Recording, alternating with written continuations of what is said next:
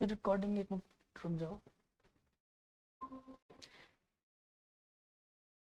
हाँ बालकों,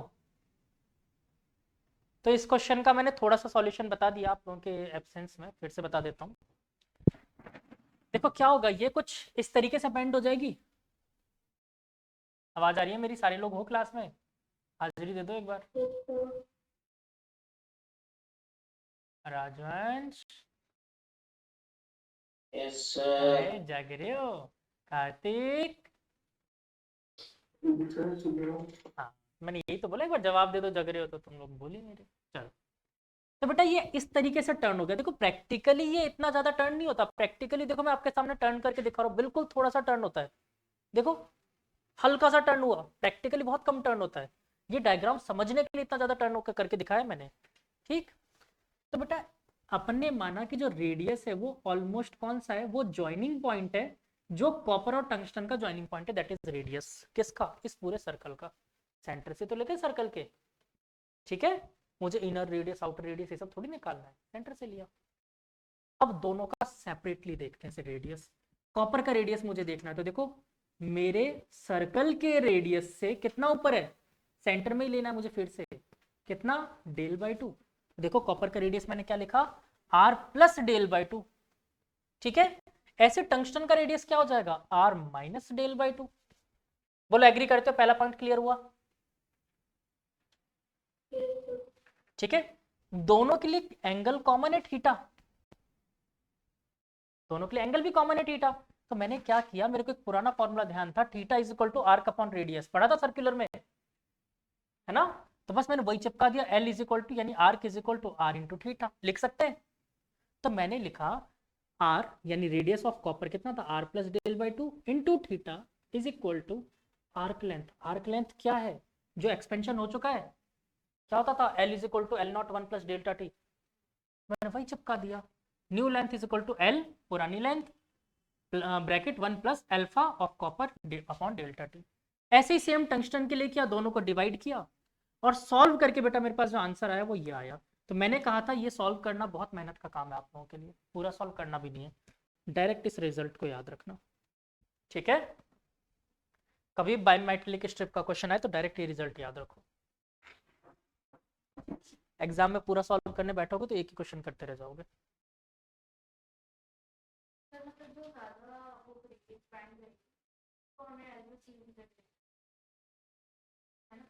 ऑटोमेटिक ऊपर वही होगा जो ज्यादा एक्सपेंड करेगा, ज्यादा एक्सपेंड वो करेगा जिसके अल्फा की वैल्यू ज्यादा होगी।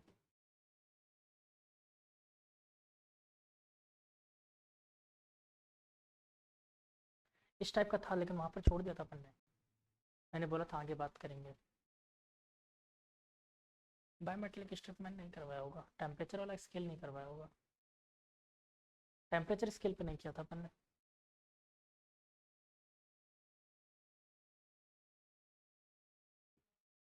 हाँ, तो आपको डायरेक्ट रिजल्ट याद करना, मैं सीधे कह रहा हूँ, चाहो तो कर लेना सिंपलीफाई, मेरी तरफ से मना नहीं है। हाँ, तो मेरा क्वेश्चन था ट्रक जो होता है उसके व्हील्स में हम लोग, देखा होगा आप लोगों ने मेटल के व्हील्स होते हैं, टायर की बात नहीं कर रहा हूँ, व्हील्स की बात कर रहा हूँ। उसमें छोटे छोटे से आर्क कटे होते हैं सर्कुलर, है ना। क्यों काट रखा होता है उसको, क्या गर्म होता है? टायर में थोड़ी आवाज आ रही है यार, टायर में तो वैसे खुले में चल रहा है। मैं बात कर रहा हूँ व्हील्स की बात कर रहा हूँ, व्हील्स समझे। ये होता है ट्रक का व्हील, इसके ऊपर लगा होता है ऐसे टायर, ठीक है। मैं कह रहा हूँ इस व्हील में आपने देखा होगा ऐसे ऐसे काट रखा होता है, ग्रुप डिजाइन बना रखा होता है ऐसे। ये डिजाइन क्यों बना रखा होता है पता है आपको? डिजाइन बनाने से कितना नुकसान है, पता नहीं क्यों बना देते हैं। ट्रक का लोड बियरिंग कैपेसिटी कम हो गई, स्ट्रेंथ कमजोर कर दी आपने व्हील की, ये ग्रुप्स काट कर। फिर क्यों काट दिया पागलों ने डिजाइन बनाने के चक्कर में? पंगा यही हो गया कि आप जब गाड़ी चलाओगे तो ये गर्म होएगा, थर्मल एक्सपेंशन कर जाएगा। और अगर मैंने ग्रूव्स नहीं काटे होते तो बैंड हो जाता व्हील चलते हुए गाड़ी में, फिर क्या होता, आधे टायर इधर की तरफ जाने की कोशिश करते, आधे इधर, और ट्रक ऐसे बीच में से दो पार्ट हो जाते। क्यों नहीं होता? मूविंग गाड़ी में ना, अब मूविंग गाड़ी में अगर ऐसा होगा तो पीछे जो डिफरेंशियल होगा वही उखड़ जाएगा गाड़ी का। वो तो टायर अलग हो जाना अलग केस होता है कि खुल के टायर अलग हो गया, लेकिन अगर दोनों अलग डायरेक्शन में चल गए ना तो अंदर वो रखा हुआ डिफरेंशियल ही तोड़ देगा वो, क्योंकि मोमेंटम होगा गाड़ी का। चलती गाड़ी में हो रहा है ना ऐसा, गाड़ी का मोमेंटम होता है। ट्रेन में क्यों नहीं लगा देते सडनली ब्रेक? चलते ट्रेन में से 40 की स्पीड में फुल ब्रेक लगा देना चाहिए। कभी देखा 10 की स्पीड में भी नहीं लगा सकते वो लोग। झटका सोचो, ट्रेन का इतना ज्यादा मोमेंटम है ना, पीछे वाले बोगी खड़े हो जाएंगे हवा में।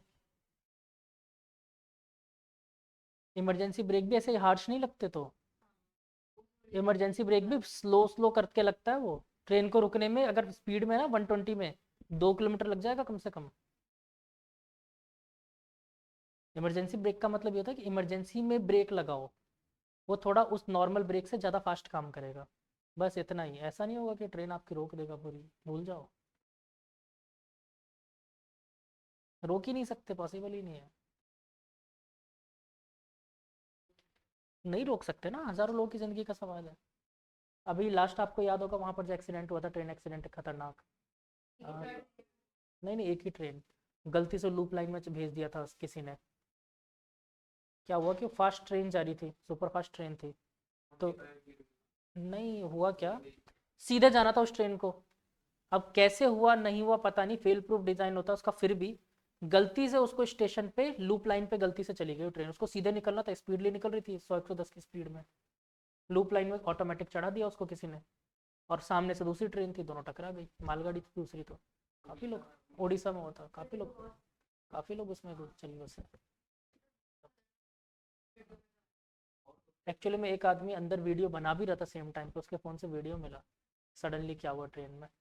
देखना क्या हालत हुई थी लोगों की। वो पहले से ही बना रहा था, वो ऐसे वो साफ सफाई वाला कुछ व्लॉग बना रहा था, सफाई कर रहा था उसकी। वो सफाई कर ही रहा था, सडनली झटका पड़ा और सब इधर के उधर तितर बितर हो गए 1 सेकंड में। ट्रेन का मोमेंटम बहुत ज़्यादा होता है, आप कुछ नहीं कर सकते। ट्रक वालों को पता है 6 खून माफ होते हैं। हाँ, मैंने 6 ही सुना है, शायद 6। हाँ, वो लोग भी सडनली ब्रेक नहीं मार सकते। ट्रक वाला पत्थर लेके जा रहा है, मान लो ट्रक में लोड करके, या बजरी लेके जा रहा है, रोड़ी लेके जा रहा है, सडनली ब्रेक मार दिया ना, सारा पत्थर उसको कुचलते हुए आगे निकल जाएगा, इतना ज्यादा मोमेंटम होता है। ट्रक वाले भी नहीं मार सकते सडनली ब्रेक, ये पंगा होता है। और फिर भी तो उनको, इसलिए तो गवर्नमेंट ने रूल बना दिया ना, उनको दिन में परमिट ही नहीं देते सिटी की, सिटी में घुसने नहीं देते दिन में, रात को आना। दिखता है कभी कोई ट्रक दिन में देखा है आप लोगों ने? नहीं दिखता, अरे रात को।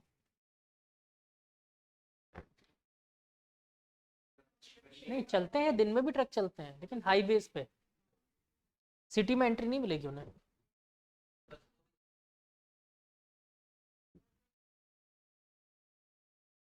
रात को, वो रीज़न है ना, मैं बता तो रहा हूँ, यही कहानी है। तो दिन में सिटी में एंट्री नहीं देंगे ट्रक वगैरह को। चलो क्लियर। नेक्स्ट लिखो एक्सपेंशन ऑफ कैविटी। अब इसमें मैं डायरेक्ट बात करूंगा एक्सपेंशन ऑफ कैविटी का, सीधा रिलेशन लिखवाना है, रिलेशन लिखवा दूं।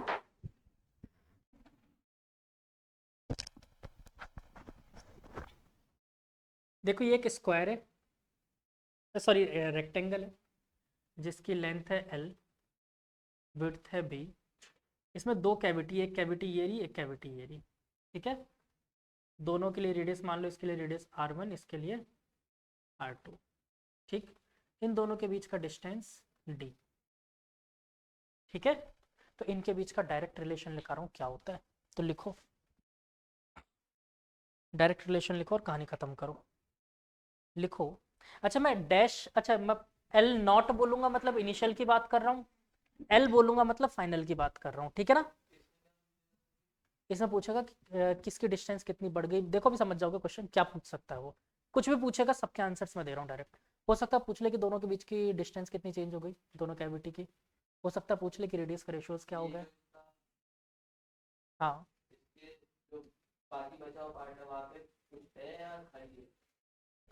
ये सर्कल्स खाली है, बाकी भरा हुआ है। कैविटी मतलब, हाँ कैविटी मतलब समझते हो ना, मेटल में से पार्ट काट के निकाल लेना, तो ये सर्कल खाली पार्ट है, बाकी सब भरा हुआ है। हाँ कार्तिक। स्मॉल डी डिस्टेंस जो है वो दोनों की सेंटर के हैं, दोनों की, दोनों के सेंटर से एवरेज बिल्कुल डिस्टेंस। बिल्कुल सेंटर से एवरेज डिस्टेंस मान सकते हो। और नहीं, इसको सेंटर से मत लो, ना ना ना ना ना, अच्छा हुआ तुमने पूछ लिया, सेंटर से मत लेना। सेंटर का डिस्टेंस तो हमेशा सेम रहेगा, ठीक है। ये डिस्टेंस इसके पैरामीटर से आएगा, सेंटर का डिस्टेंस तो कभी चेंज ही नहीं होगा। अच्छा मेरा एक क्वेश्चन है छोटा सा, ये बताओ, ये वाली डिस्टेंस है बेटा, है ना, सेंटर से मत लेना, सेंटर का तो हमेशा सेम रहेगा। अच्छा मैं आपसे एक क्वेश्चन पूछूं कि जैसे ही मेटल को मैंने गर्म किया, टेम्परेचर बढ़ाया, तो कैविटी की साइज कम होगी या बढ़ जाएगी? तो बढ़ जाएगी। सर्कुलर शेप में रहेगी, यूनिफॉर्म टेम्परेचर रहेगा तो एक्चुअली में बेटा बढ़ेगी ना, फिर से सोच लो। समझो बेटा, कम होगी, रीजन समझो।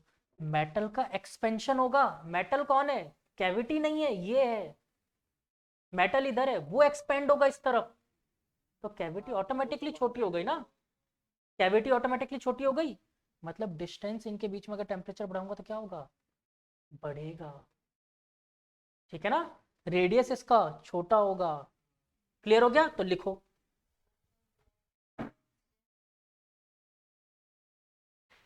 वो लेंथ विड्थ से अलग कहानी है, लेंथ विड्थ से इसका कोई लेना देना नहीं रहेगा, बट चलो ठीक है लिखो, लेना देना तो रहेगा। तो लिख लो, रिलेशन लिख पा रहा हूँ, डायरेक्ट लिखो। L upon l not, l upon l not is equal to b upon b not is equal to r one upon r one not. नहीं अलग अलग दिया ना मैंने, आर वन आर टू दिया हुआ है। हाँ ठीक है। आर, बेटा एक बार पूरा बोल देता हूँ, एक बार लिख लो। देखो l one, sorry l upon l not is equal to b upon b not is equal to r one upon r not, r one not is equal to r two upon r two not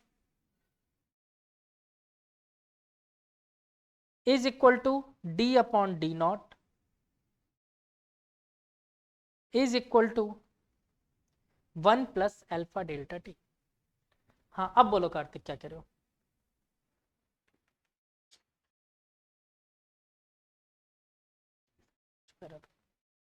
हाँ कार्तिक बोलो क्या कह रहे थे। B बेटा width है ना, देखो लिखा था मैंने रेक्टेंगल की विड्थ,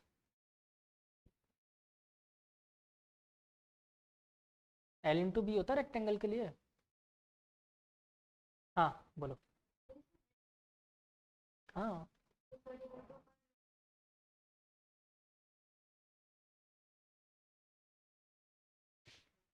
मैं एक नया टर्म बता दूं, एल डैश करके लिख लो अपनी तरफ से, एल नॉट लिख लो, क्या कॉमन सेंस। हाँ हाँ मैंने बोला ना नॉट अपन, क्योंकि अभी तक इनिशियल के लिए अपन पुट यूज करते हैं, इसलिए कर लिया मैंने, ठीक है। अच्छा ये तो बहुत आसान था, अब आते हैं थोड़े और अच्छे टॉपिक पे। ये वाला इजी है, कोई टेंशन नहीं, सिंपल है सबके लिए, देख लो यार। Final upon initial is equal to 1 + alpha delta t, इतनी सी कहानी, कुछ नया है ही नहीं इसमें,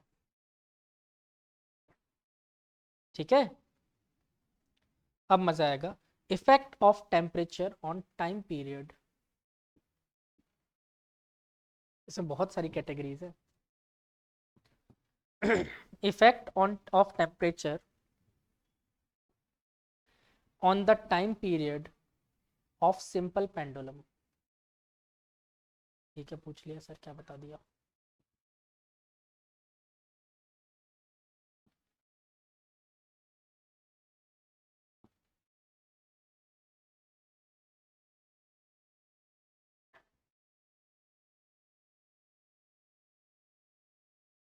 इफेक्ट ऑफ टेम्परेचर, पहले तो देखो time period of simple pendulum याद है,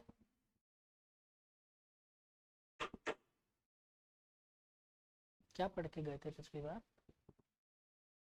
एसएचएम चैप्टर की बेस ही यही है ना? इसके बिना एसएचएम का कोई मतलब ही नहीं है। याद है कुछ ऐसी बात? और तुम लोगों को भी नहीं पता, वर्क एनर्जी पावर में मैंने बताया है फॉर्मूला सिंपल पेंडुलम का।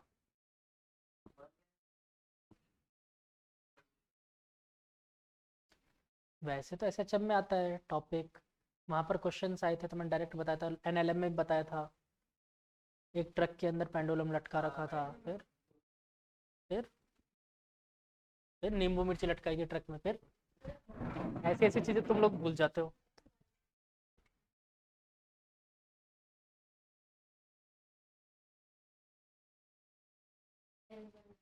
फिर ये नहीं देखा कभी, t is equal to 2 pi root L/G simple pendulum का? बेटा एसएचएम चैप्टर पूरा होगा इसी पे, ये नहीं मालूम फिर एसएचएम भूल जाना।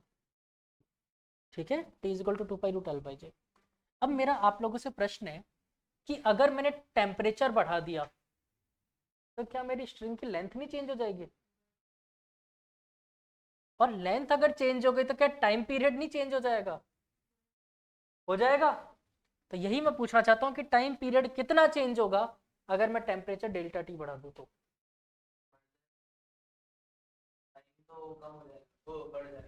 हाँ, वो जो भी होगा, कम भी कर सकता हूँ मैं टेम्परेचर। तो मैंने कहा delta T change in temperature से, डेल्टा टी मतलब देखो टी टेम्परेचर कैपिटल के लिए लेना, जब मैं कैपिटल टी बोलूँ तो टेम्परेचर के लिए, स्मॉल टी बोलूँ तो टाइम के लिए। ठीक है, तो लिखो formula, direct relation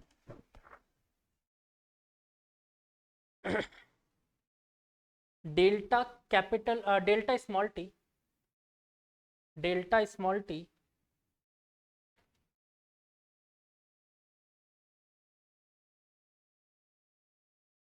is equal to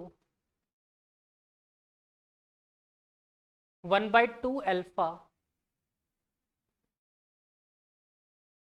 delta capital t. ठीक है, अच्छा एक काम करो, वहां पर डेल्टा कैपिटल स्मॉल टी लिखा था, उसके नीचे स्मॉल टी डायरेक्ट रख दो, delta T upon small T. ठीक है ना, delta small T upon small T. मैं लिख ही दूँ क्या?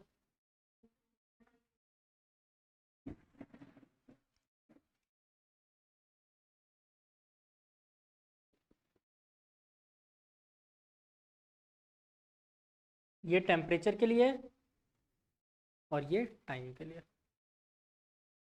ठीक है, यही तो मैंने बोला, या तो ये स्मॉल टी इधर रख दो या इधर रख दो। इनिशियल जो पहले टाइम था वो भी तो रखना पड़ेगा ना, ये तो चेंज इन टाइम बताएगा डेल्टा टी। ठीक है चिंकी,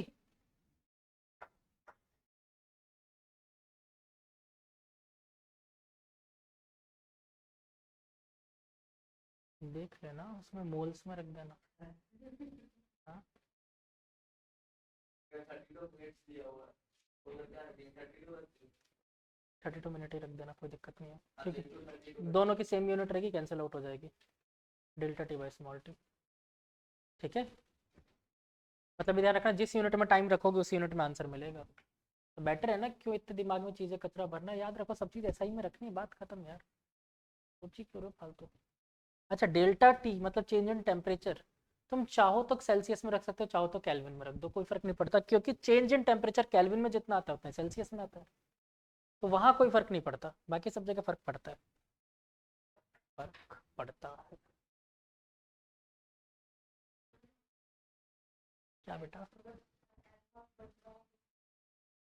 टेम्परेचर में ना, हाँ, नहीं वो इसलिए नहीं कह रहा मैं, इसलिए कह रहा हूँ डेल्टा टी को आप चाहे डिग्री सेल्सियस में रखो चाहे डिग्री केल्विन में रखो, फर्क ही नहीं पड़ता, इसलिए नहीं पड़ता क्योंकि डिफरेंस दोनों में सेम आएगा। ठीक है, डन, बोलो कहानी क्लियर, पक्का? आगे चलें, बहुत सारी चीज़ें हैं इसमें, अभी 2-3 ही हुए हैं। और बताऊं, चलो लिखो थर्मल स्ट्रेस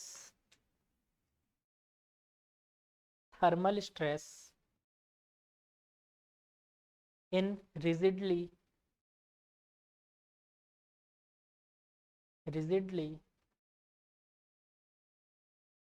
फिक्स्ड रॉड।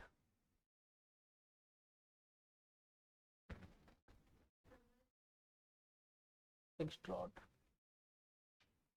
तो बच्चों क्या है, दो दीवार के बीच में एक रॉड लगा दी मैंने ऐसे, ठीक है, और इस रॉड का टेम्परेचर बढ़ाना चालू कर दिया। तो रॉड तो चाहेगा मैं एक्सपेंड करूं, पर दीवार उसे एक्सपेंड होने नहीं दे रही। नहीं तो दीवार, तो उसके अंदर स्ट्रेस कितना डेवलप हो रहा है, स्ट्रेन तो आ गया।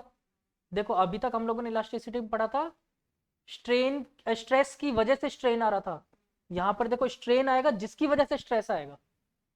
पहले आपने स्ट्रेन डेवलप किया किसकी वजह से, टेम्परेचर बढ़ा, स्ट्रेन आया। स्ट्रेन क्या था, change in length upon original length. तो टेम्परेचर बढ़ाने से स्ट्रेन आया, स्ट्रेन बढ़ने से स्ट्रेस आएगा। आगे बात समझ में। तो यहाँ पर सिंपल सी कहानी बालकों क्या हो जाएगी, कोई फॉर्मूला वार्मूला कुछ नहीं आने वाला इस बार। सिंपल सा देखो, वहां पर डेल्टा एल बाई एल निकालते थे, कहाँ पर, स्ट्रेन में, थर्मल स्ट्रेन में क्या बोलते थे। ये मिटा दो थोड़ी बहुत कहानियां, अभी रुक जाओ। तो डेल्टा एल बेटा अपन निकालेंगे, मतलब स्ट्रेस की वजह से कितना डेल्टा एल होगा, मतलब थर्मल टेम्परेचर बढ़ाने से डेल्टा एल होना कितना चाहिए था। निकालेंगे नहीं, देखो निकलेगा नहीं, जरूरत नहीं है, समझो, अभी समझो, निकलेगा भी नहीं, निकालने की जरूरत भी नहीं पड़ेगी। समझे नहीं आप मेरी बात, देखो अभी समझ जाओगे एक सेकंड में।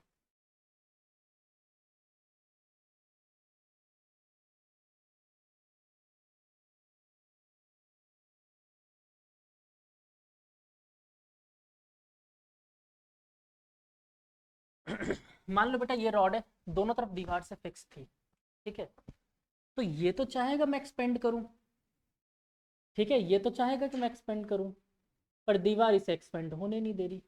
तो पहले ये बताओ, अगर मान लो ये दीवार नहीं होता तो ये कितना एक्सपेंड करता, तो डेल्टा एल करता। क्या होता है इसका फॉर्मूला डेल्टा एल का,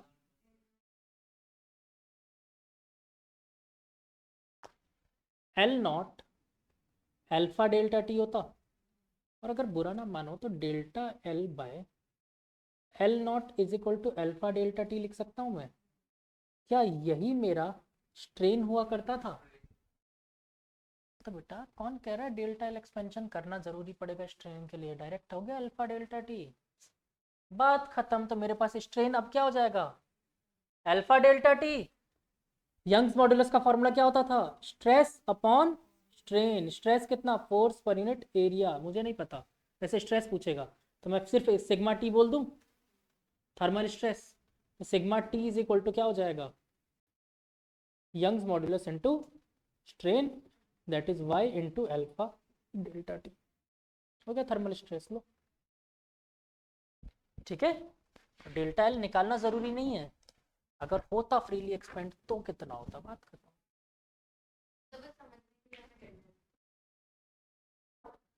इसने होने नहीं दिया ना, उसको एक्सपेंड होना तो चाहता था लेकिन इसने होने ही नहीं दिया, जबरदस्ती पकड़ के रख लिया।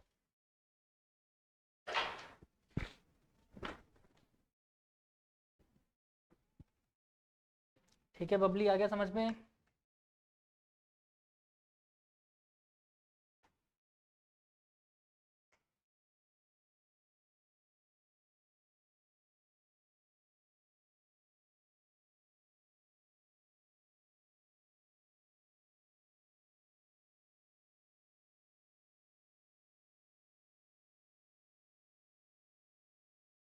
कल का पन्नों का ऑफ रहेगा ना।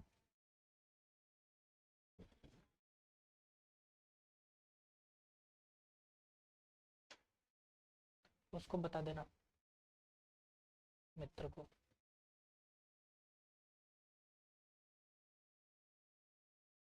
कल वो एलएन में मेजर टेस्ट देखे है, फिर उससे एनएलएम और वो सब नहीं हुए, स्ट्रेट लाइन।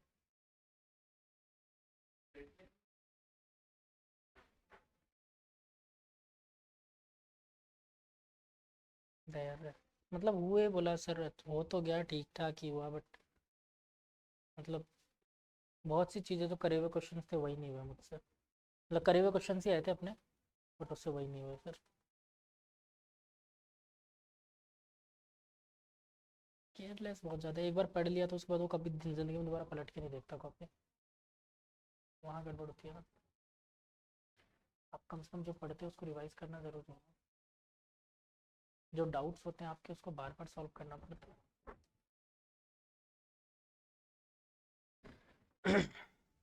ठीक है। अच्छा इसके अलावा और भी चीज़ें होती है, देखो क्या क्या होता है। आपके स्केल में भी तो एरर हो जाएगी टेम्परेचर में चेंज की वजह से, होगी। तो अब मैं सिर्फ पॉइंट लिखवा रहा हूँ, इसके ना तो कोई फॉर्मूले ना कुछ। स्केल में एरर भी होगी तो लिख लो, चाहो तो फॉर्मूले भी लिख लेना। ये स्केल मेरे पास 30 सेंटीमीटर की स्केल है। एक बार तो मैं लेके जा रहा हूँ सहारा डेजर्ट में इससे रीडिंग लेने, हाँ, और दूसरी बार मैं इसी स्केल को लेके चला गया साइबेरिया, भाई लेंथ का डिफरेंस आ जाएगा। वहाँ 55 डिग्री सेंटीग्रेड, वहाँ -155 डिग्री सेंटीग्रेड, ठीक है। तो लेंथ में डिफरेंस आएगा, कुछ मिलीमीटर का ही आएगा, लेकिन डिफरेंस तो आएगा, डिफरेंस तो आएगा। इस स्केल में तो एरर हो गया ना, तो ये एरर भी प्रॉब्लम है। इनफैक्ट विंटर और समर में एरर आ जाता है, ये तो मैं बहुत बड़ी बात कह रहा हूँ। मतलब टेम्परेचर की बात कर रहा हूँ, ये इसको लेंथ की बात कर रहा हूँ, स्केल में, स्केल में एरर है। हाँ, विंटर समर में भी हो जाता है चेंज, मिलीमीटर्स में होता है, लेकिन होता है।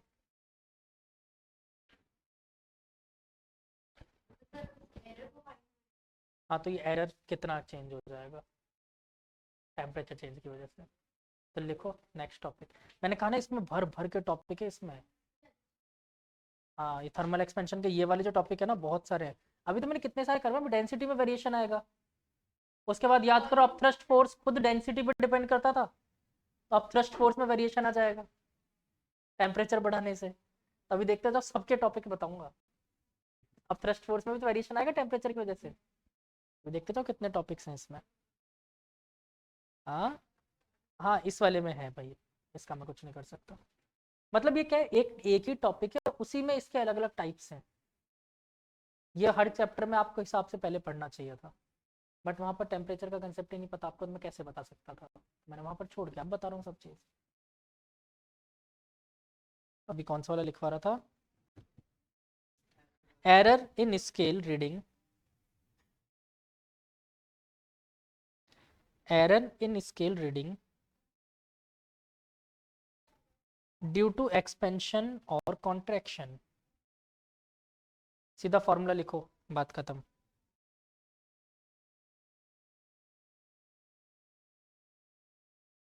लिखो फॉर्मूला, ट्रू वैल्यू, लिखो ट्रू वैल्यू,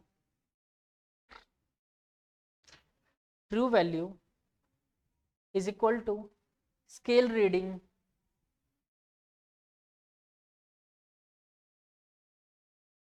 ब्रैकेट में 1 + अल्फा डेल्टा टी। अरे मैंने कुछ नहीं लिखा, तुम्हें पता क्या लिख के दिया है, L is equal to L0 1 + alpha delta T. हाँ, तो मैंने कहा ना, कोई फॉर्मूला नहीं है।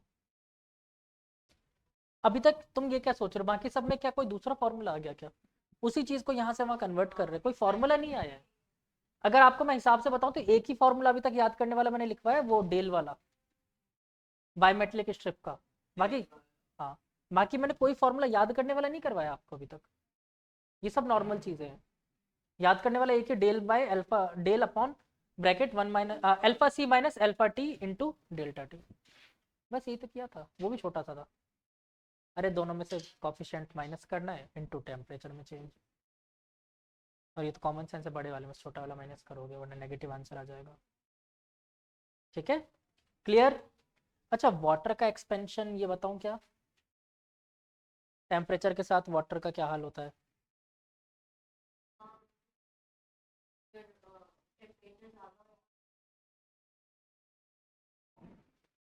कम होएगा तो भी, मिनिमम वॉल्यूम वाटर की कौन से टेम्परेचर पे होती है।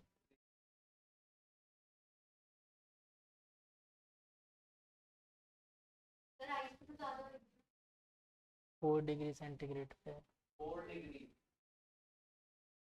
एक मिनट, हाँ,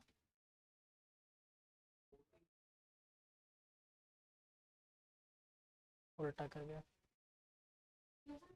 वाटर का बिहेवियर ही कुछ ऐसा है बेटा, ये प्रैक्टिकल है, कोई इसमें क्यों का आंसर नहीं है, प्रैक्टिकल पे निकला हुआ डेटा है।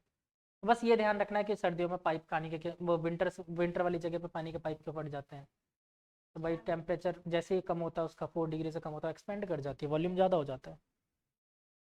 माइनस में जैसे मतलब ये बढ़ने लग जाता है ना, कम होने लग जाता है टेम्परेचर, तो वाटर एक्सपेंड करने लग जाती है।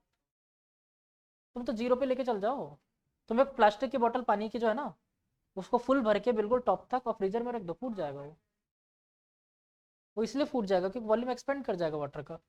जैसे ही 4 से नीचे गया टेम्परेचर, वो एक्सपेंड करना शुरू कर देगा।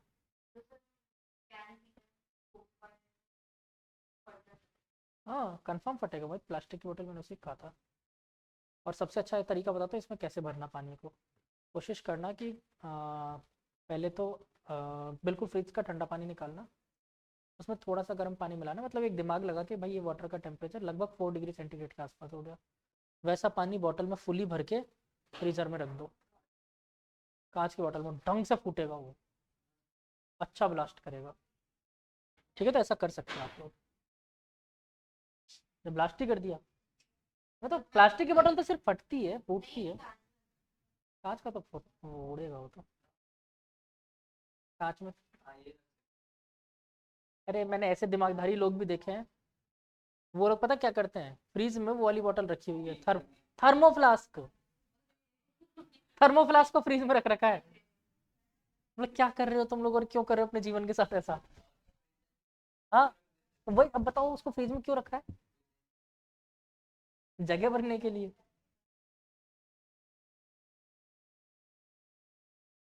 थर्मोफ्लास्क कांच का,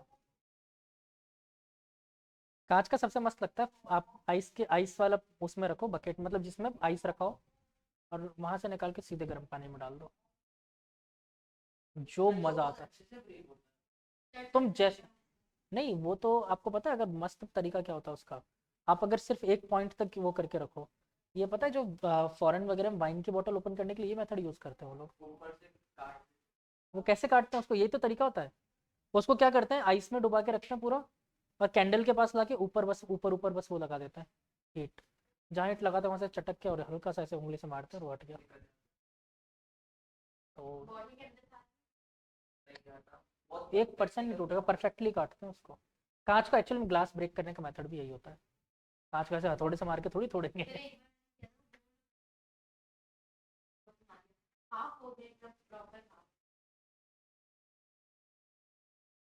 कांच के बर्तन को आपने उसमें घुमा दिया, मतलब चला दिया, 30 सेकंड में फूट गया होगा वो।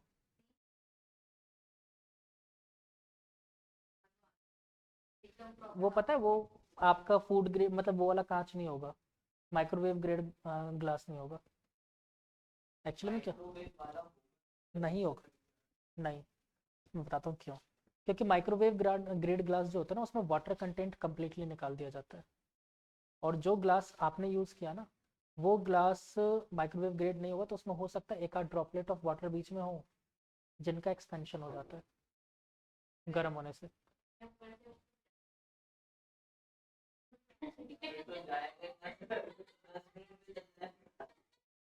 क्या डाला था ऊपर से।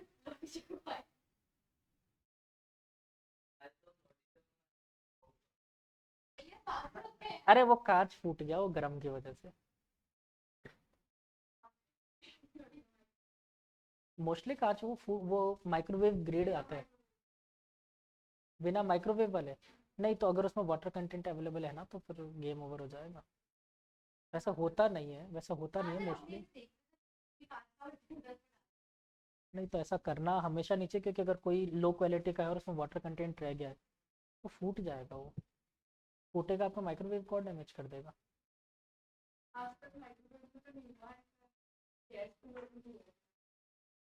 गैस पे तो फूटेगा ही फूटेगा, डायरेक्ट आगे पे रख दिया था आपने।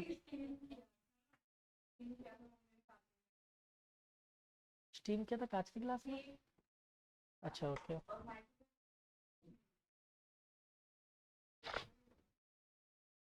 माइक्रोवेव में आग का कांटेक्ट नहीं होता ना, वो तो इंफ्रारेड पे काम कर रहा है, वेव्स में काम हो रहा है। चलो, तो ये हो गया। अगला वाटर का बिहेवियर छोड़ो, ये तो मैं क्या ही बताऊं। हाँ, क्या पूछ सकते हैं, तो नॉर्मल बस 4 डिग्री सेंटीग्रेड वाली कहानी। अब ये थ्योरी में होता है, नॉर्मल छोटी मोटी चीज़ें। पाइप क्यों फट जाता है, मछलियाँ क्यों जिंदा रह जाती है पानी के अंदर, ये सब चीज़ें बताऊँ। हाँ, जहाँ पर स्टीम लेक वगैरह जम जाती है ठंडे प्रदेशों में, फिर भी नीचे मछलियाँ जिंदा रह जाती है। क्यों, क्योंकि ऊपर के लेयर का 0 डिग्री सेंटीग्रेड टेम्परेचर बना, वो आइस बन गया। नीचे वाले का वॉल्यूम ज़्यादा था, मतलब डेंसिटी कम थी, सॉरी, हाँ मतलब वो कुल मिलाकर नीचे जो पानी रहता है उसका टेम्परेचर 0 नहीं पहुंच पाता, उसका तो पहुंच जाता है 0, तो नीचे पानी नहीं जमता, ऊपर जम जाता है, इसलिए वो सर्वाइव कर जाता है। अब ये मान लो कि ऊपर जो आइस जम गया उसने प्रोटेक्टिव लेयर बना दी, टेम्परेचर नीचे नहीं आने दे रहा। हाँ नहीं, हाँ आप इसको ऐसे समझ लो, तभी तो फिश वगैरह जिंदा रह जाती है, वरना तो मरीन लाइफ खत्म हो जाए अंटार्कटिक और यहाँ सब, वहाँ तो जम जाता है ना, सी भी जम जाती है।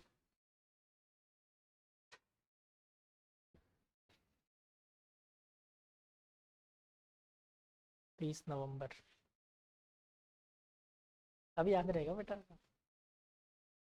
अगली बार सबको मैं अक्टूबर से याद दिला दूंगा, तुम्हारा बर्थडे आने वाला है, ध्यान रखना है, इसको पकड़ के पीटना है। चलो। हम्म, यार मन नहीं कर रहा, छोड़ दो आज, ठीक है यहाँ तक। वैसे इसमें थोड़े बहुत और बचे हुए हैं, फ्लूइड वाला, अरे फ्लूइड वाला रहने दो, तुम लोगों के नीट के तो ऐसे काम नहीं आएगा, तुम्हारे हो चुका। फ्लूइड वाला इन जेई वालों के लिए है, टेम्परेचर की वजह से, ये करके आना ना यार, मैं क्यों बताऊं, वॉल्यूम में चेंज कितना होता है टेम्परेचर की वजह से, निकाल के आना, नीट वाले नहीं जेई वाले।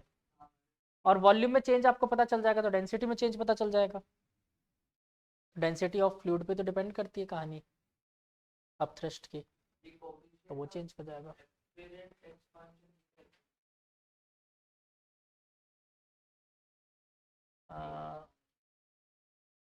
कि हमें लग, मतलब रियल में हमें जो लग रहा है, अपीयर हो रहा है, किस टॉपिक में पढ़ रहे हो तुम, अपरेंट एक्सपेंशन, लिक्विड का अगला है टॉपिक, तुम्हारे दे रखा है लिक्विड का,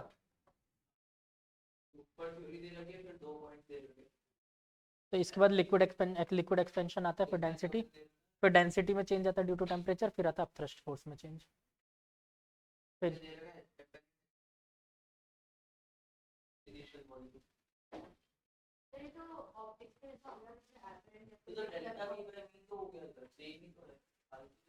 हाँ, और डेल्टा वी वाई भी कहीं पढ़ा था, कहाँ,